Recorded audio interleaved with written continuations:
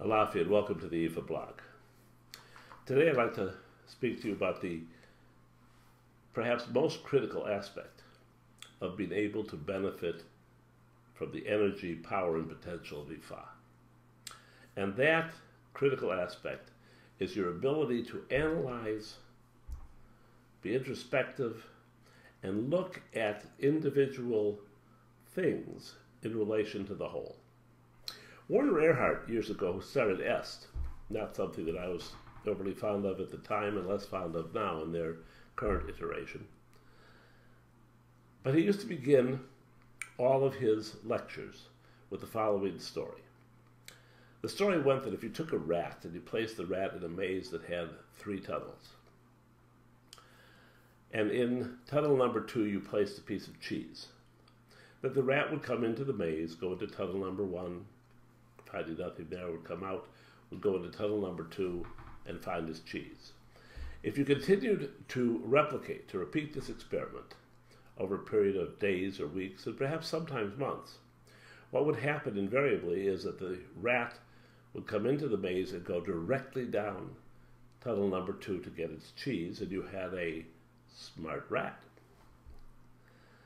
Then, if you made the following change, you began to find out the difference between rats and human beings. For if you put the cheese in tunnel number 3, the rat would come in and go right down tunnel number 2 looking for his cheese. He would then turn around, come out, put his own whiskers, smell, and go down tunnel number 2 again. And he might do this 3 or 4 times. But after the 3rd or 4th or 5th time, you saw the difference between rats and human beings. Because the rat would then go down tunnel number 1, finding nothing there, would come out, and then would go down tunnel number 3 and find his cheese. But human beings, unlike rats, tend to want to spend their whole life going down tunnel number 2, even though it has no cheese, because they know it's the right tunnel. Well, that's the situation that we face in today's economic crisis, frankly. We have been going down a tunnel, metaphorically tunnel number 2, where we overspent, short-term gratification, no savings, no thought for the future, overconsumption, distorted values, and a whole retinue of other issues and problems for a number of years. And now, suddenly, the cheese is gone.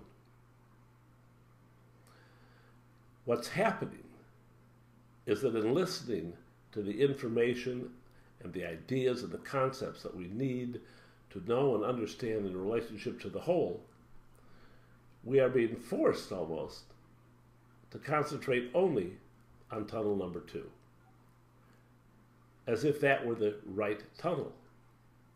For example, you take a almost $1 trillion appropriations measure designed to implement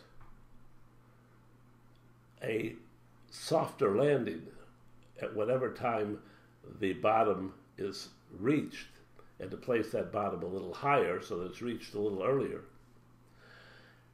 And within days, the opposition, bent not upon anything other than their own power and re-election, and perhaps an occasional dollop of actual belief, begin to say things like, well, if this was working and if this were the case, then why is the stock market continuing to fall? The stock market is telling you that this isn't going to work.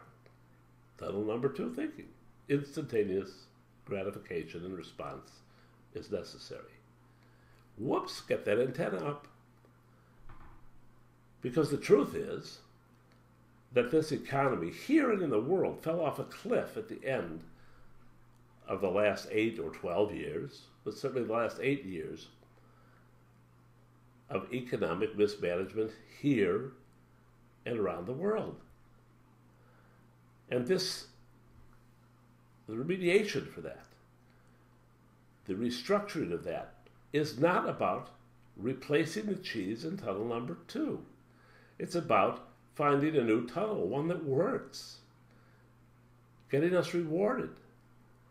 And that implies and demands that we begin to establish a new set of priorities, a new paradigm, a new focus, a focus on what I would refer to as the values that existed when I was a child, where people saved until they could afford something, where family was incredibly important, where people didn't overconsume, where people looked into the future and began to plan, not for the result it would give them today, but for the result it would give them and their children and their grandchildren down the line. And so things like universal health care, to me, the moral imperative of taking care of people,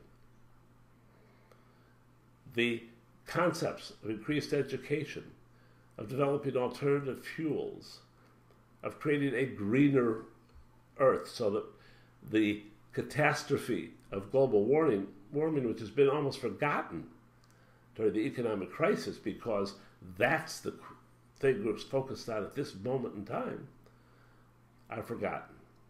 And those things provide us with a sustainable piece of cheese in tunnel number 1 or not tunnel number 3, whichever metaphor you prefer to use.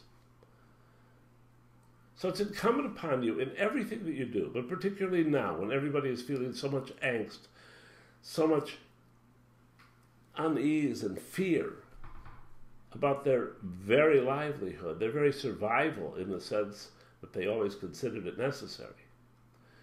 It's more imperative than ever to be able to see the whole, to say, wait a minute, been there, done that, don't want to do that anymore.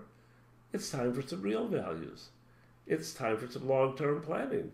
And if it takes a little hard work and a little sacrifice on everybody's part, from the very poor who always sacrifice or are hurt in this kind of thing, to the very rich who may be a little less rich, but will still be rich, then so be it.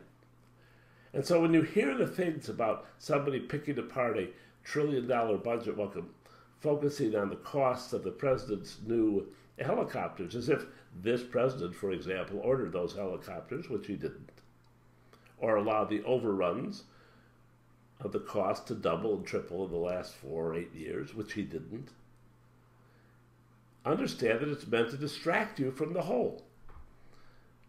It's meant to try to get you back into the tunnel number 2, which caused all these problems.